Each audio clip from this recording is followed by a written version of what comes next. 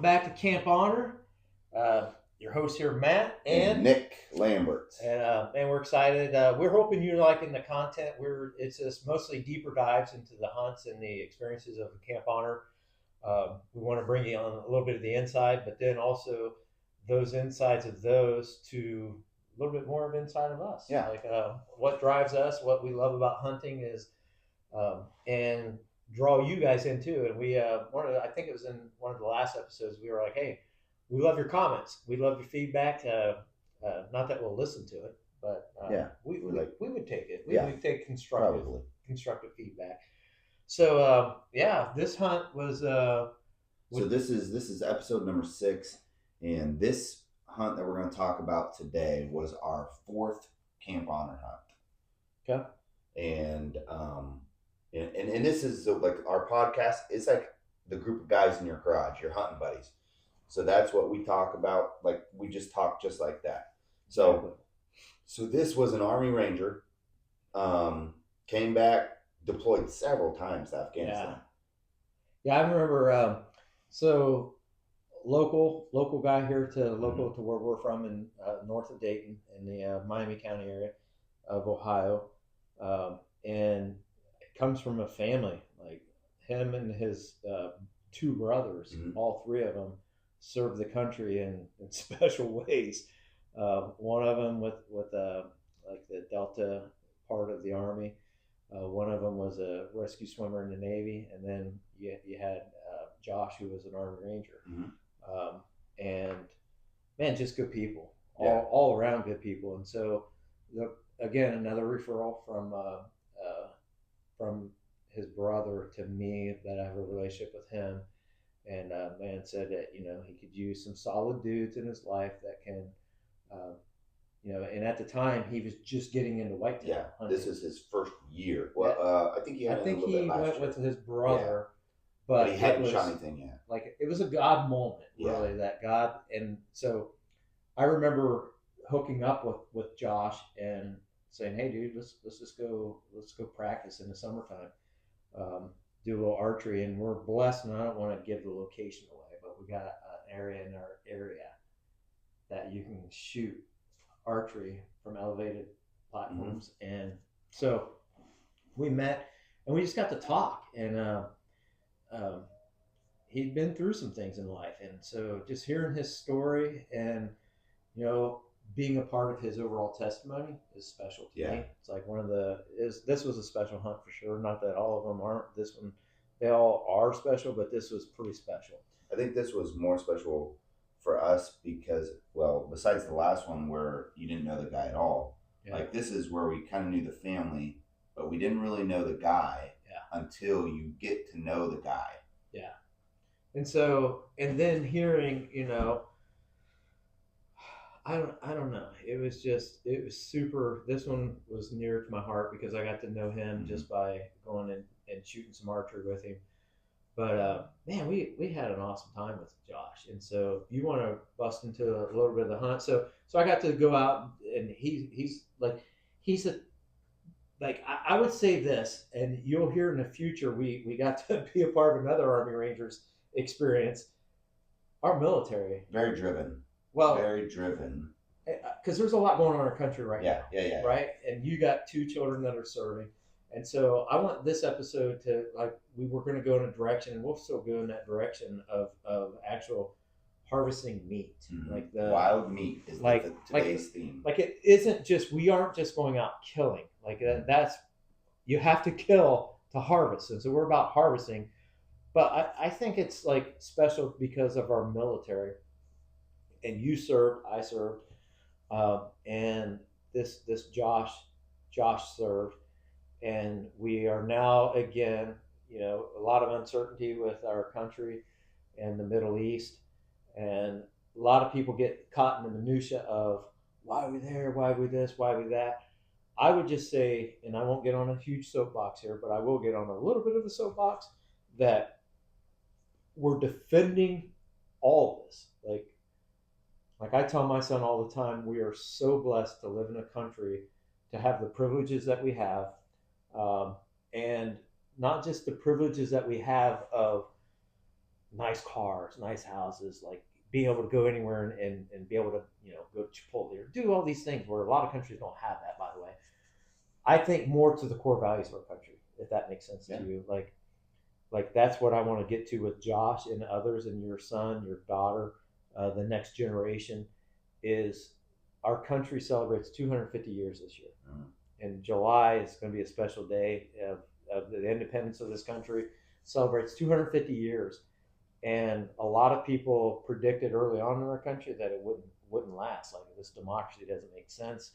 Of you know of a country with a federal government and then the local government and state government, like it just didn't make a lot of sense to people that they thought that apart from a monarchy this wouldn't make it, and it has. And so that's what I think this episode really points to is like a lot of people don't fully understand why people serve in the military.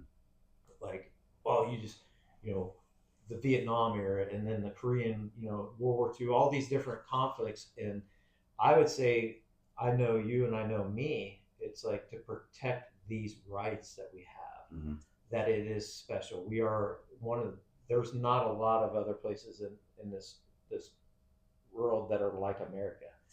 And I would say from the Judeo-Christian principles of being able to serve one true God and to have these freedoms that are our core. And so if you guys can add that soapbox. No, that's perfect. So I would say that's Josh. Yeah. And so through our experience with Josh, we got to hear that he did multiple deployments. I remember him telling us a story that, he went through a lot of his training because it was different from you were Air Force, I was Navy. And so it was definitely different from what we experienced in our careers in the service. And so I remember him talking about one of his deployments to Afghanistan where it's like they had to basically, I think him and a couple others had to get to the top of this hill. Not a hill, mountain. And I remember Josh saying about halfway up, he would have died. Yeah. Like, I don't need a bullet to hit me. I don't think I can make it to the top of that.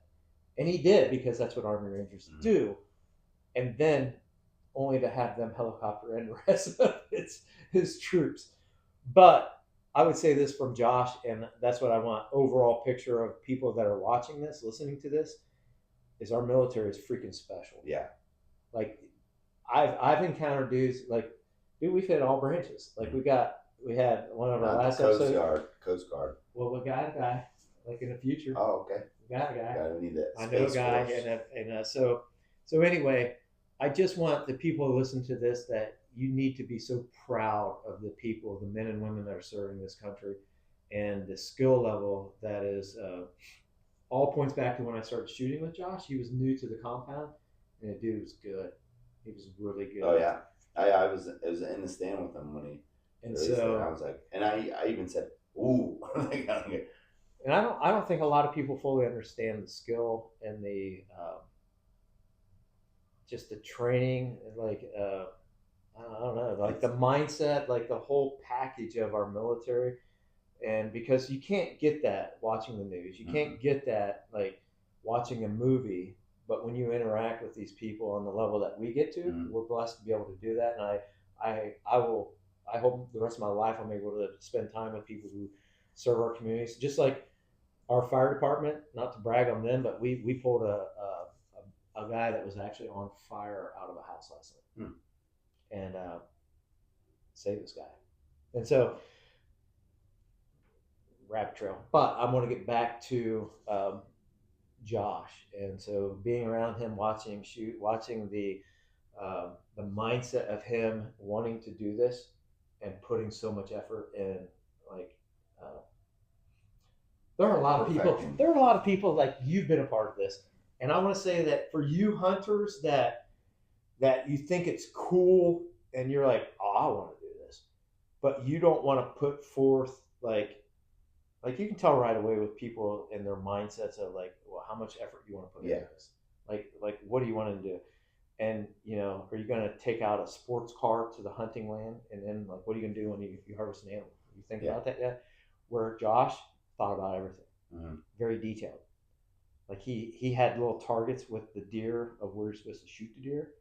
Like the dude, like he went into this, which was a dream for us because it's like most of the people, some of the people that we take out, and some of the people that we encounter, what we're doing, that's why referrals is great because we need to know what level they're on, so then we can prepare ourselves. Which is why you went target, Yeah, like shooting with him in the first place, because he said he wanted to shoot a compound. Especially the compound, because we get a little worried because we like to you don't want we want them to harvest an animal. Yeah, and you don't want them to wound an animal, and because that probably wouldn't help them out. It would actually probably set them back a little bit. But yeah, so Josh, very detailed and very driven to what he wanted, and that process to get to the end. He was very clear on what Josh was very clear. Mm-hmm. And so, yeah, leads us to the hunt. So you went out with him first. Yeah. I think you went 2 hunts with him. Yes.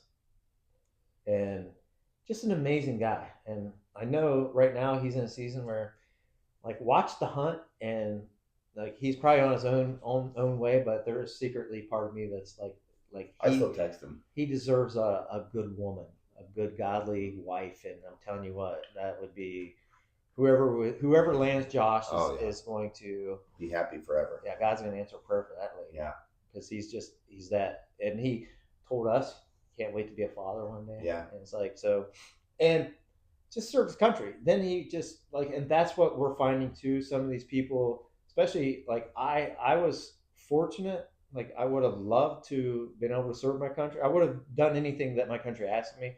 I was fortunate I didn't have to be in a combat zone. You were. I was not. But he got, once he was out, he went back and was as a civilian with the training people over in the Middle East. I'll let him. He can share with the specifics. I don't know how much you would want us to share, but we won't share all the details because there's a lot that happens on our hunts that stays on the hunts. But we're like, so this was an earlier kind of season, even though it was odd because it was kind of warm. Yeah, it was very warm. It was very warm. Yeah. And then so you went out with them a few times. So being warm, it's like you can't predict animals. Yeah. And you can't predict the weather. Cold weather does help. Yeah, and we thought it was lining up for like pre-rut October timeframe, and it was just, though it was so warm, and so then got to be with you on that day that you guys are down in the bottom area. So we're down in a double stand. I had bought it and donated it to Camp Honor. It's like a 2-year-old stand. It's really, really nice stand. We put it in a perfect tree, and which you already had a stand in. We just put a double one in it. We took that one down and put this one up. And so this was actually our first hunt out of it. Like this is the first Camp Honor hunt out of that stand. And we're up there. You had cut some pretty decent paths, or had Bradley cut some decent paths in there. And so, and then I had put some Lucky Buck and some corn out in front of us. And then to the right, about like 20 yards, just a little pile corn. And it's getting to where like, okay, now we're not going to see. We were up there for a while. Like I think we went up like right after lunch. And I think what's crazy is I saw so much doe activity that in that stand. No. Like when you guys weren't seeing it, it's how it works sometimes. Yeah. I'm in a different location, seeing all kinds of does. Yeah. And it's like, dang it, because we were kind of on a mission to kill doe. Yeah. Like we would have shot whatever, but. Yeah. But if it was a doe, we weren't going to say We were preferably hoping at a doe, especially for him to build confidence and whatnot. And secretly, it's like I had a couple of target bucks that year, and it's like I would be more than willing, and especially Josh. But there was part of me that's like, So we were looking for a freezer queen. That's what you call it. Dude, I like that. Yeah, freezer queen. So we're looking for a freezer queen. I see movement. And so I'm like, hey, there's a doe coming. It's like 50, 60 yards away from us. And it's coming out, and it's hitting this main trail that's coming right to the pile corn, which is about 20, 25 yards away from us. And then we're right in line with it. And he's like, oh, man. Like you can see him. He's like, and like for Army Ranger to get like, you know, Uh, that's how you know like deer hunting. It releases senses and stuff like it releases something in you that you don't experience on the regular. Now I'm a police officer, and when a big buck steps in front of me, I'm getting like, woo, and it's something inside. And so I see this doe coming in, and she's all by herself, and it's hard to judge size when there's no other deer with it. So to me, it looked like a decent doe, and I was like, yeah, we'll take that one. That'll fill the freezer, right? it's not like a 7-Eleven or a UDF, like, or Speedway. A lot of times they put tape on the door. Yeah, It's got the numbers for Maybe we people should do to that. help identify, like, height the person No. that robbed the No. place. No. So, which actually, if you shoot a smaller deer in the perfect spot, you're actually more accurate That's because true. you shot a smaller target. So this doe comes right to the corn, and I start recording as it's coming. Like I'm thinking it's gonna take off, and so I'm recording the whole time, and then it hits that corn, turns broadside, and like I give him the green light, and he as soon as I did, it was like with his compound. And I remember you were like, in the Oh. video, you're like, ooh. Because it was such a good shot, and it's like it did the kick and everything, but then it ran straight into Thicket. thorns. So And they typically do. yeah, they will. They run into, like, they don't just, like, they never run where you hope that Correct. they do. And so we wait for a little bit, like because we can hear it moving around in there. And so we finally stop hearing it. We go get Matt. No. Let me put it like in what was going on when you're telling me, like, Okay. at the same time. I get a message from Nick saying, we got a doe. And this is about probably a good like 45 minutes at least before sunset. And I'm like, oh, that's cool. So now I'm like relieved because I'm like, they've got one. Now I'm up in my stand with my compound. And I'm like, all right, this is gonna happen. We're gonna double tap tonight. And we don't. And so I remember getting a 4-wheeler and coming down, but I thought, my God, you guys already have field dress. Like, and I pull down, I'm kind of surprised because I'm like, I look at you guys and I'm like, and this is like 45 minutes later. I'm like, at least, where's that? And you're like, oh, we haven't got it yet. I'm like, what in the crap? Anyway, that was mine. So we start tracking, and I'm a decent tracker, and I'm having problems with this one.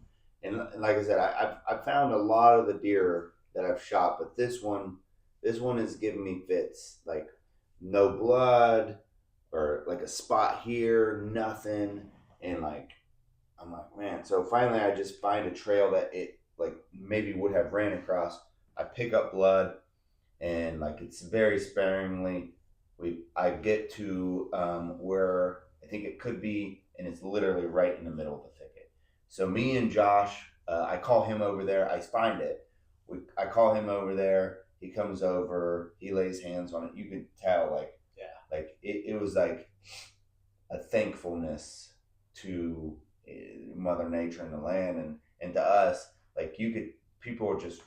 He was very humbled to take this animal from this earth, for him, for his enjoyment and for his eating, and so we started pulling this thing up, and it ended up being a button buck, a very small button buck. Like literally, Josh was carrying it, just himself carrying it. Well, I remember you guys carrying like it. are pulling out, and I'm like, I flashed, and I was like, dude, it's got nuts. And you're like, what? I'm like, it's got nuts. And you're like, oh my God. Yeah, so it was a button buck. But you'd never go tell. No, not how young this one was. I think it just lost its spots like the week before. But so we got it. Which in hindsight, they make really good eating. The younger they are. So so then we took it back, and we field dressed it and everything. Obviously, it was cool enough that night. So the next day, you brought up. Yeah. So we there's a butcher to where our property is, not too Mhm. far from our properties, and I'm like, man, it's getting warm, and it's like they don't charge you by the pound, so No. it's like they charge you a flat fee, and then on top of that, I'm like, and we're already there, and I'm like, dude, let's just butcher this Butcher ourselves. this up ourselves. And I remember because it took me back to like when my grandpa, And my Uncle Mike. yeah, I remember as a kid, I think we talked about one of the previous episodes, hanging at like some of the experiences that we're growing up, and I'm like, dude, let's do it. I'm so glad we did, by Yeah. the way. And so, but we didn't have everything that we needed. I'm like we're set up to field dress. We're set up to do a lot of different things, and so I just needed a table. So like, let's run into Walmart. We got that deer in the back truck, so we went into Walmart. We threw some ice in it. Yeah, and so It we had ice. brought it back. We set that thing up in a tree, Yeah. and we went to we got knife work after it. Yeah.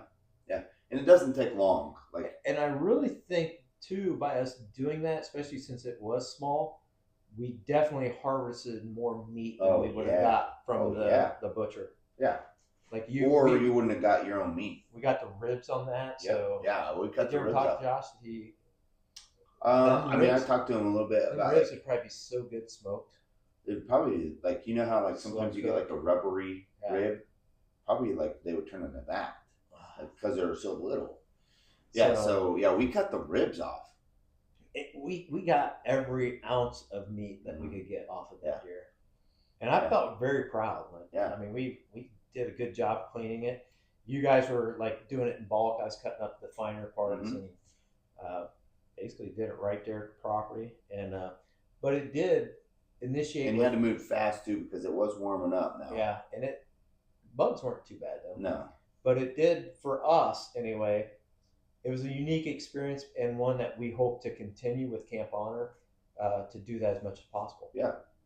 Yeah, when you can. So that brings us to the theme. So he was successful. It was a great, more than the actual hunt itself. Our time with Josh was truly blessed. Yeah. And I think it blessed us actually more than we blessed him. But yeah, Josh is just an amazing man. So thankful, which He's a patriot. He's a yeah. patriot. He's a hero. He would never call himself a hero, but the guy is a hero. Absolutely. But that the butchering of the deer and everything brings us to our topic today, which is wild meat. And before we talk about wild meat, this is like a side quest of wild meat is fish. Okay, so I got a buddy who lives in this area. Not talking about that one. Okay. So but Grant is his name. Fishing with Grant. And you've talked to Grant. So Grant is a fishing instructor in the Dayton area, and he is pushing out Camp Honor everywhere. Like he goes to, man, I love it. He goes to expos, and he's talked about so Camp Honor and stuff. And so since Grant is hooking us up so much, pushing our name out there, I thought I'd talk about Grant for a second. So fishingwithgrant.com. Fishing with Grant, find it on Instagram and Facebook. He's a fishing instructor, and he will get you to that wild meat, which is fish. I actually caught one of my biggest fish ever with him. I wasn't a client because I was always a buddy, but we went out fishing. I think he had a client with him, and he asked if I wanted to go fishing that morning, and we went out to one of his. Grant has some good spots, and we went out to one of his spots, and I saw the bass.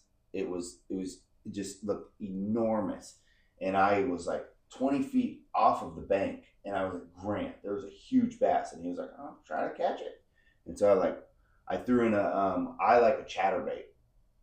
It's got a blade on the front. It goes like that through the water, makes a lot of noise. The bass hate it, is why they bite it, because they hate the noise. So I threw this right past the bass, and I started to feel the vibration a little bit, and wham, this bass hit it, and then it took off like it was stripping out line. And it was a 6-pound bass. Oh my god! Yeah, and Grant had caught literally like bigger ones than that there at the same place. But yeah, Fishing with Grant, check him out. He'll get you on that wild meat.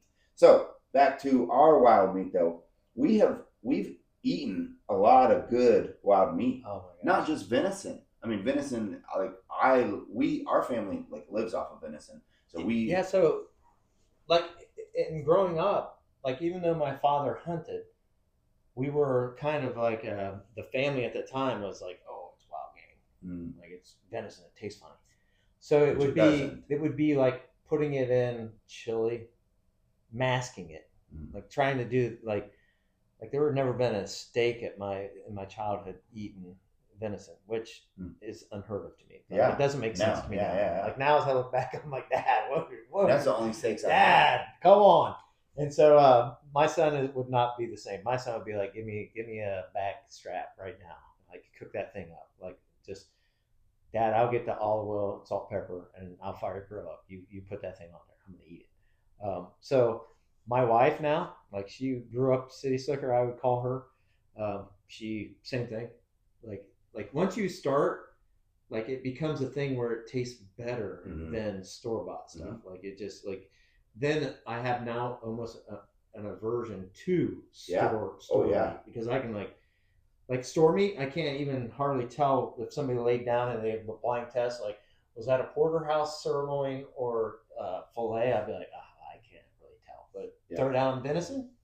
Yeah, I can tell you exactly. Now there is some really really good cooked meat. So like me and Tiana, we went to me and my wife. We went to a super nice restaurant, the Four Sixes. Where's that at? It was on a cruise ship. Oh. So they serve the Four Sixes meat, which is the Yellowstone. Oh yeah. So and it was steak. Oh yeah, okay. It was well we delicious. We buy a local cow, like a local beef from a farmer that's mostly grass. Occasionally in the winter, if it gets a really bad winter, there'll be a little bit of green in there, but not very little. And that is different than store bought. But back to my wife now.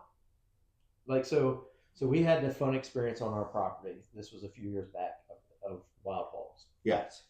Not sure how they got there, but I remember when I first bought my property in Southern Ohio, there was talk at some of the locals like, oh, there's some hogs occasionally, and I didn't even really like, what does that mean? And then so about year 2 into my property, I had trail cameras up, and there's this big black hog that shows up, and I kind of panic sets in because I don't know a lot about them. So I had to get a hold of my brother-in-law who lives in South Carolina, and he's very familiar with wild hogs.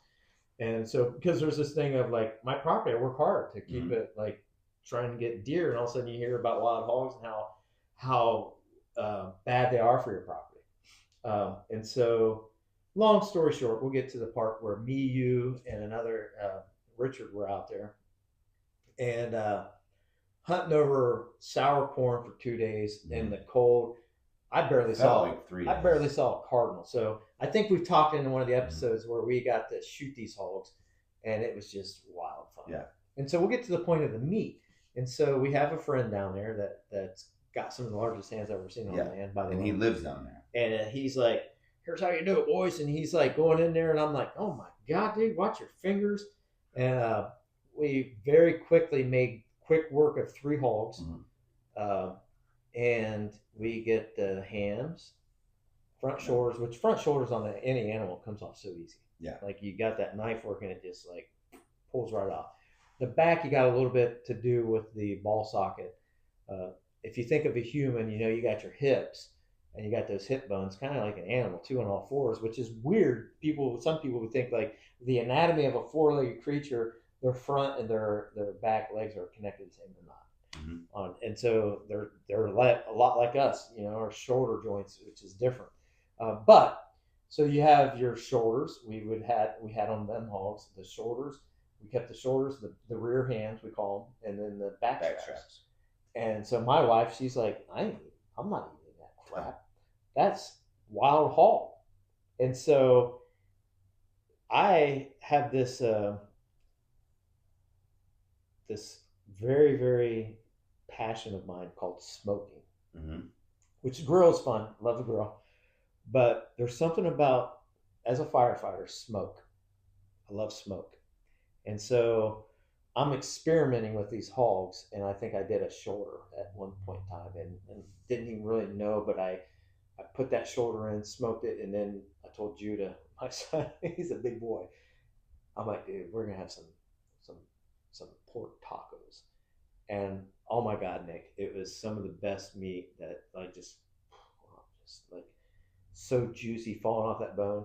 It was enough that my wife, Amy's like, what are you guys eating over there? Because Judah was just like, oh, this is so good, and we're just devouring this. She's like, oh, I'll taste it, and then all it took was one taste, and now my wife will eat. She'll eat that.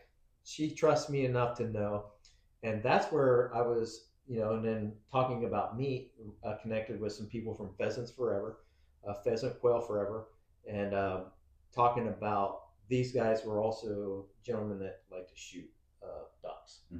Ducks and geese, and I've never had geese that had been prepared that I would say was good. And so they're going to get me some geese that's like good, because at this point in my life, I'm going to eat anything. Yeah. I don't know about you. Yeah, duck. So wild meats. That was great. Those pigs. The backstrap actually was my favorite because we cut them in like medallions size, like little, and they were. I mean, delicious. They were delicious. Did you slow cook it? Like how? No. You put on like a skillet. Okay. Yeah, skillet with some butter. Gosh, I don't know. Like, I think the reason I like smoking so much is it's like a lot of preparation, and then it's just like the anticipation, knowing like where like it's slow cooking for hours. And it's like you got to get the smoke at the right temperature and the chips and love it. So ducks. I duck hunted for about 7 years on Lake Erie, and I had ducks all the time. Every trip we would go up there, we would limit out within the first hour of each day, and we would stay up there 2-3 days. Were they diver ducks, or were they?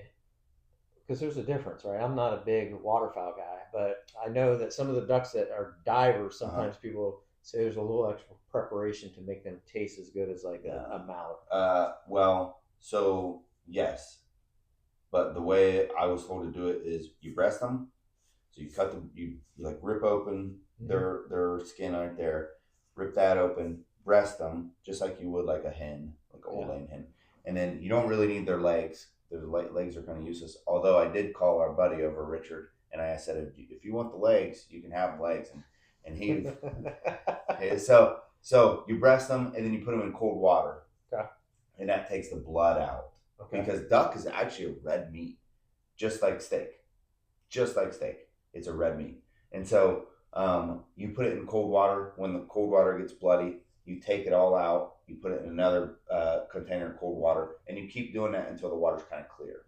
And the meat will go from like a deep red to like almost like a softer red color. So it's like it takes all the blood out.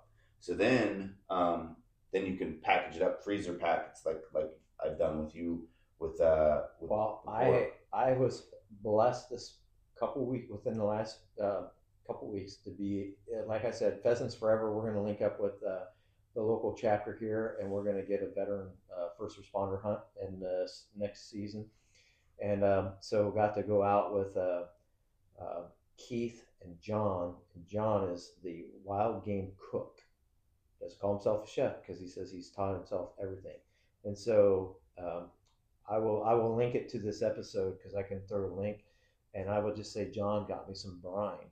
And he said this is because we got some quail and some pheasant on one of those hunts, and it's just like this brine that he had. So he goes around and he does cooking. He cooks and he also does wild burns for a living, but he goes out and he'll do a group setting and cook wild game for people. And but he says, no, dude, here's the brine, here's the dry powder. And you mix this powder with water and you brine it for at least 24 hours, maybe even 24, 48 hours. And especially for the pheasant that we have. And he says, you'll thank me later. And so probably same thing for the duck. It's like you can. People that don't brine it. And I also heard for like buttermilk for some people, each person has their own kind of technique, but I trust John. So there's 2 different ways we would prepare the duck, and both ways were one, you get a hot skillet of butter. You take your duck out, you cube it, little cubes, okay? And you just dump all those little steak cubes, because that's what it is. a duck is a steak. Like the breasts are a steak. It's a red meat. So you dump all those little steak cubes in your hot skillet with the butter. Oh man, you pull out the perfectly cooked little steak cubes, and they are delicious. Like you could eat them all. Eat them all. The second way you do duck, that is the best way, in my opinion, is you cut it and you cook it first in the same little butter mixture, and you cut it into little strips. Kind of looks kind of like jerky. Yeah. Okay. And you make fajitas, duck fajitas. My wife, she would cook it with peppers and the butter and onions and the duck, okay, without being cut, and then cut those into little strips. And it was the duck fajita is the best way to eat a duck because it's so juicy. It retains its like redness on the inside a little bit, and when you bite into it, you're like, oh my! You wouldn't know it's duck. You would think it's like a high end steak. Yeah, And I love so many. I actually shot a goose, and we cooked the goose the same way. Was as it the good? duck, yeah. Which I haven't had. Goose tends to be on a little greasier side for me. It tasted a little. You could taste a little bit fishier than a steak. Okay. So like it had like a water taste, like a pond water. Like Okay. if you stuck mine and you drank like pond water, it had that a little bit more than the ducks. Okay. But besides that, no. Yeah, so like there's something about, and especially harvesting your own animal, and then like knowing each part of that you Mhm. want to eat. Now I'm turning into a heart guy, especially after Yeah. one of our So last that's what season. I was wanting you to talk about that. Oh, Is, okay. Is 'Cause this I've is wild meat right like, I've here, never- not wasting anything. like working at the fire department for the last 20 plus years, 25 plus years. We got these guys that are into liver and onions, and I've just never got into that. Like I don't like that texture, and I don't like it just tastes like, when you bloody your lip and you get that metallic blood, and it's just like that doesn't throw me. And so in my mind, that's most organs would be like it. Now give me some chicken gizzards. I grew up on some chicken gizzards. Fry those babies up. I like from Lee's chicken. I'll eat some gizzards. So anyway, so we're on that hunt a couple years ago, I think it was one of the first Camp Honor hunts, and we harvested doe. And that night we had a guy who was trained out west for wild game, and he's like, let's cook that heart. And so I remember him taking a lot of time on the cutting board to get that heart to be able to put it in, like you're saying, those like kind of about that big when you say those medallions. And I don't, the veins and the arteries were gone, so it was just like steak meat of the heart. And I'm like, I don't know. And I remember we had the fire going in the wood burner, and our wood burner has a flat top, so we can cook on it, and it's nice because we're off the grid. And man, we got a cast iron skillet that's seasoned, and he put that bacon grease that we had from the morning that we had a little bacon, and then he started cooking that, just salt and pepper, the bacon grease, a little bit of coffee. Not coffee ground, like it's the coffee grounds, but not from an old batch, like the fresh coffee. And he's like, here, guys, like, because that's what he cooked up 1st. And then we had the true tenderloins he was cooking up next. And I'm a tenderloin backstrap kind of guy. That's my favorite part of the deer, to be honest. And because then you get into some of the smaller steaks and different things. I like to make jerky out of this. Roast I like to do in a crock pot. And then, so there's different parts of the animal that you cook just kind of differently, because it just might not taste the same as a grilled tenderloin. Like, just won't. And Nick, I don't know about you, but you can't see my fingers if you're just listening to this, but I'm doing like an Italian, like, Mamma mia, Mamma mia. That was some of the best meat, and I can still taste it right now. And I will always, the next animals that especially large game, I will take good care of that heart. And Josh kept his heart, actually. And I watched him. I watched how he processed that heart, and I will cook that. And it's like, and I will never be shy about eating a large game animal's heart. again. So I have eaten heart before. It's not like one of the things that I'm like, this is my favorite, because if you It's good. overcook it, it can get very rubbery, and there's a fine line in there. And he cooked it different. That I would agree. That's the best heart I've ever had. Now I have a few YouTube videos where like, because people always ask me like, how do you cook the heart? And so I just made a YouTube video and was like, this is how I do it. I take a hot skillet, bunch of butter. Butter always makes everything taste better. That bacon grease did too. Yes, it did, and I'm gonna actually remember that. Oh yeah, bacon grease. And then I take some peppers, onions, and cook them in like this side of the thing, and then there's actually kind of inside of the heart is just hollow tubes where it pumps the blood through, and you just have to take like there's this white there's a skin to it, like a balloon around it. You skin that off, and then there's like these thick aortas. You cut them out, and then the blood, like the last blood that has went through the animal, is like in the heart. So you gotta like push it out with your fingers. It's kind of like coagulated in there. It's best if you could just rinse it out underwater. These people are like, oh my god. So then you cut it up into strips, probably about like probably like 3/8 to a ½ inch thick strips. And it's best like if you have the heart like on its side like a football, and you're starting at one end of the football and you're just going down, kind of like that. And you don't cook it long. No, and you'll see it changes color. Yeah, like it'll change from. You almost flash one side and flash the other side. Yeah, and then you just let it sit for just a little bit, because then it does still cook a little bit. Yeah, and so because if you cook it to not enough, it's full of blood still. I would say it's less than a minute. Like if you got a nice pan that would like is searing, it's probably about 45 seconds on one side, 45 seconds on the other, and then let it rest for about 2 minutes. Yeah.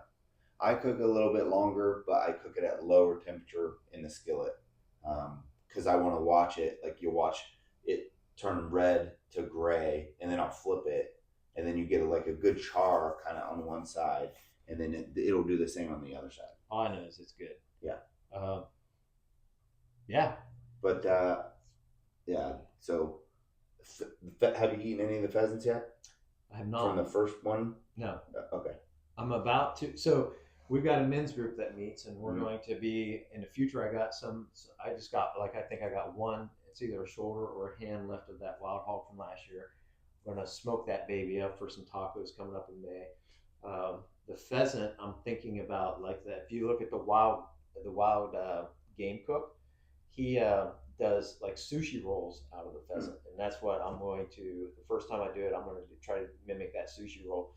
And you just get the sushi grade rice, that Japanese rice, some of the seaweed, and just get your little vegetables and that pheasant. Have you seen Steve Rinelli's stuff on he does one on dove that basically you do the same thing. You cut the breast off, and then he wraps it in bacon. Okay.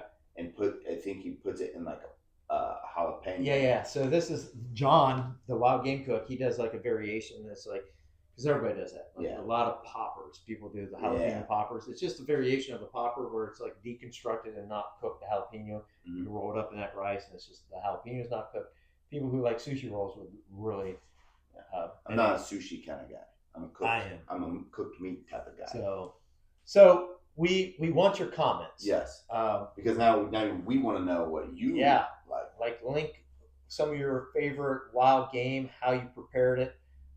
We've given a couple of examples here. You can never go wrong with smoking anything. Number one. Or butter. And bacon. Yeah, bacon grease. Yeah. Save that bacon grease. Don't ever let that. Not like if you drink coffee, which if you're a hunter, then you probably should drink coffee. Yeah. Just saying. So then you take your coffee can and you just always put that grease in there and put it in the freezer. And it's there for the taking. There you go. So we want your comments, and we look forward to the next episode. And man, Camp Honor, we're so blessed to be able to do what we do. But again, you can go to our website, camphonor.org. You can see some of our latest material. Our Instagram's linked there, our YouTube, all of this is linked on our website. You can contact us there at info@camphonor.org. And man, we're looking forward to preparing for the next season. Yeah. Probably get into some fishing.